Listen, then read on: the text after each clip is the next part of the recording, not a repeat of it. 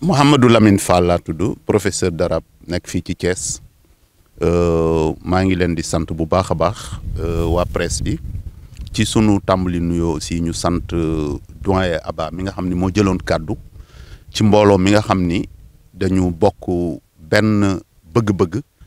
bokk benn jafe-jafe ñu àndandoo woon pour régler jafe-jafe boobu moo nekkoon ni comme ni ko doyen Aba wax depuis protocole bi ñu defoon 2003 lañ ñu joxoon sunu ay attestation fële ca ZAC bu Ngent ñun jàngalekat yi mais à la biais de sunu secrétaires généraux yi nga xam ni ñoo toogoon ci table de négociation ak monsieur le ministre ba ñu jox leen ko finalement ñu bett ñu ak ni fii dafa problème dañ leen di déloger yóbbu leen xiinin loolu indi woon coow bu xaw a bari tuuti finalement bi ñu defaree fii ci ndigalu président de la république muy mbuurkat bi ñuy sant yàlla bu baax a baax ñu joxaat ñu yeneen attestation yu bees wax ñu ni bu soobee yàlla ci négociation yi la fa nekkoon mooy le 31 décembre 2021 waroon na fekk fii pare 2022 ba ñun ñëpp ñu gis suñu ay terrain comme ñu ngi suñuy attestation normalement comme ni ko doyen Aba waxee war nañ mat 500 et quelques waaw voilà parce que dafa séddale ko ci ay différents syndicats 13 kenn ku ci nekk dafa am nombre boo nga xam ni ci nga mooy sa quota bi nga ci am presque Sénégal gépp ñu ci bëri réglé nañ defe naa ni yi ci réglé wul bariwul Thiès ci la bokk kon ñuy sant bu baax a baax président de la république waaw loolu nag mooy waaw loolu moom site bi ñu ngi sant yàlla bu baax a baax ñëw nañu doon xool suñu terrain yi xam naa suma mbokk jangeen yi sax ñoom dañu ñëwoon ba defe ni dañ ci war a commencer dëkk si di tàmbali mais malheureusement xam naa ñu sant rek xëy na loolu la yàlla dogal papier yi mi ngi ñun terrain yi gis nañ ay terrain mais numéroté wuñ ko donc mënuñu identifier wu kenn ku ci nekk ni fii nga moom mais néanmoins ñu ngi sant kilifa yi di sant président de la république ci lii mu defal ko askanu Sénégal gépp rawati nag ñun waa Thiès mais daal li ñuy wax mooy comme ni ko doyen Aba waxee képp koo nga xam ni njuuj njaaj wala dëngal yaa ngi koy def ci maanaam loo nga xam ne askan wi moo ko moom loolu dina wàccaat ci sa kaw ñun dañu li ma bëgg a wax foofu mooy am na ay jafe-jafe yoo nga xam ne yëg nañ ni am na ci ñenn ñi nga xam ni informé nañ ñu ni ñoom actuellement nii amoon nañ ci ZAC bi nekk ci Ngent mais ñoo ngi topp seen kilifa yi nga xam ne ñoo leen war a joxaat seen attestation yu mujj yi mais jotaguñ ko joxuñu ñu baaraam nag kenn mais dañuy wax ne rek képp koo nga xam ne yéene nga loolu wala képp koo nga xam ne yaa ngi xalaat ci loo nga xam ne war na dalaat ci kaw enseignants yi ak coono bi ñu daj fële ci Ngent mu mat presque ñaar fukki at ñenn ñi ko moomoon yàlla na yàlla yërëm leen jiitu ji nañ ñi fi des kon ñuy bàyyi xel ni lii sunu àq la buñ ñu jox ñuy ay sénégalais di ay nit ñoo xam ne dañuy liggéey ci wàllu njàng ak njàngale ñu séddale ko sunu yeneen collègues yi am nañ waa Thiès nag wax dëgg yàlla bëgguñu fi déggaat coowu fii la wala fee la. loolu ku ngeen artu ministre bi non mun naa bañ a wax artu mais dañ ni ku lu ndobin rey sa maam soo gisatee lu ñuul da ngay daw donc dañuy alerter rek alerter nag moom loolu alxuraan moo ñu ko njëkk a digal. dafa yonent bi waxoon na ni sallallahu alayhi wa sallam ni suñ borom ba waxoon na yonent bi sallallahu alayhi wa sallam ni ko maanaam fa zakkir innama anta muzakkir fa zakkir in nafaati zikra yow da nga fàttali su fekkee fàttali bi dana am njariñ yow fàttalil ndax yow fàttali dong lañ la sant xam nga ñun moomuñu ay terrain joxewuñu ay terrain dañ ñu koo jox ñun dañuy fàttali ñi ñu ko joxoon ni leen am na luñ daloon fële ci ZAC bi ñoo ngi sant bu baax a baax tey ñaan yàlla loolu bañ a répété wu nu mu gën a gaawee ñu mun ñu jox ñi nga xam ne ay borom kër lañ surtout jeunes yi door a commencé liggéey am fi ay terrain ñu mën a commencé ñoom tam parce que dëkkuwaay dafay farata. beneen bi seen alal bopp la mais ndax pare ngeen pour sàmmal ko seen bopp parce que aussi ñu jox la terrain nii tabax yombul toog suba keneen ñëwet ak këyitam yooyu yàgg nañ ko gis de seen ñooñ yi am tey terrain loolu la ni ñaax pare ngeen pour aar seen terrain. waaw ñun de li ñuy wax suñu bopp di ko dénk suñu bopp di ko dénk enseignants yi nga xam ne am nañ fi ay bërëb ay terrain te xam naa ni loolu mi ngi ci ñoom ndax ku xam enseignant xam ko ci doxal dëgg ak fullawu ak yam ca la ko yàlla jox donc ñoom li ñu leen di fay ñu ngi leen di ñaanal yàlla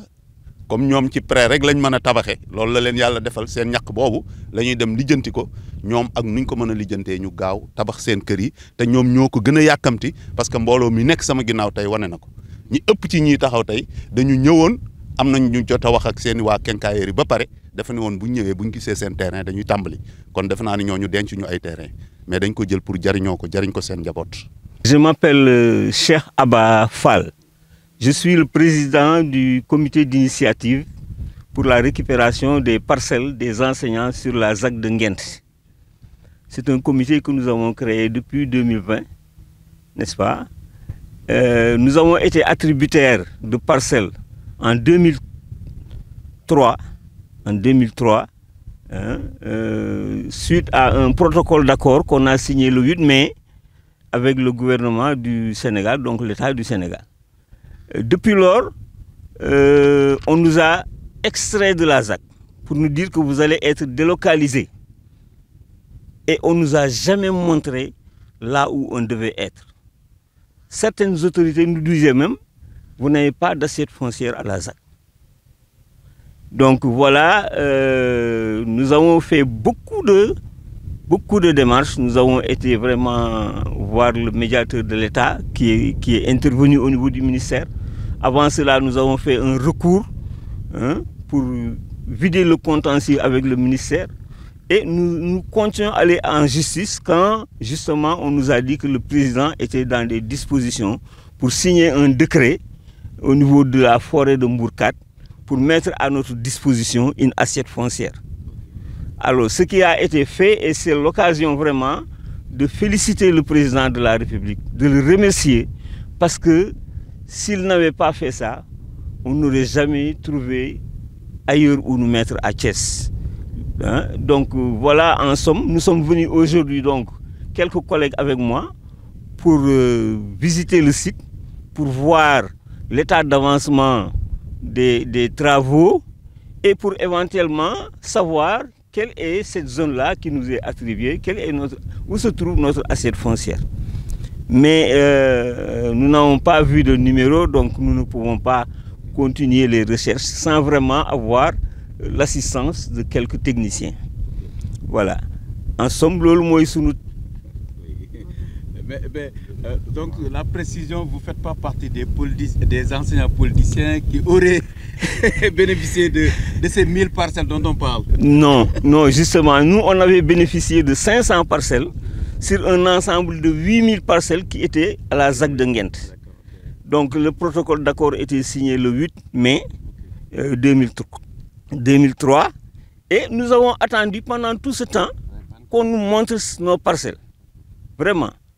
Bon, maintenant, peut-être ce qu'il faut ajouter, en plus des remerciements au président de la République, remercier le médiateur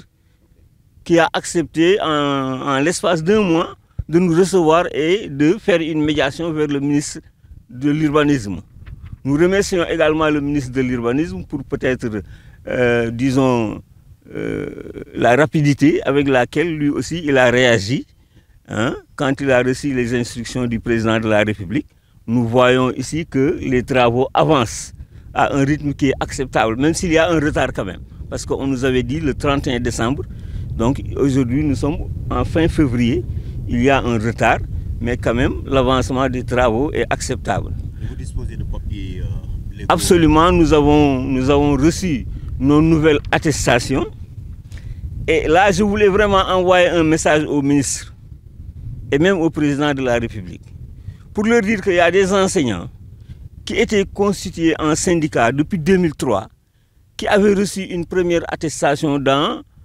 le premier octroi de parcelles sur la ZAC de Nguent et qui aujourd'hui éprouvent d'énormes difficultés à trouver leur nouvelle attestation. Soit leurs secrétaires généraux ne répondent même pas,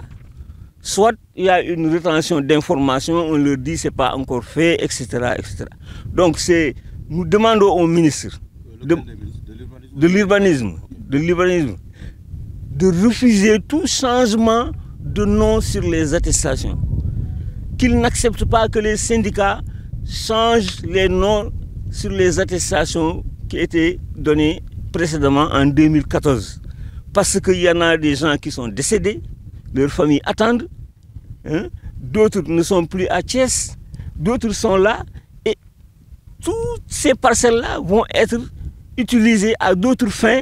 par des syndicalistes affairistes, quoi. Hein? Ou bien des hommes d'affaires, hein? Donc je ne peux même pas les appeler syndicalistes. Donc voilà ce que nous ne voudrions pas que cela se passe. Et nous demandons vraiment solennellement au ministre de l'Urbanisme, hein, de refuser toute proposition de syndicat lui demandant de changer les noms sur les attributions. C'est purement de la magouille. Ils vont l'associer à cette magouille-là et demain dire que, hein, c'est lui-même qui a fait ça, alors que c'est pas ça.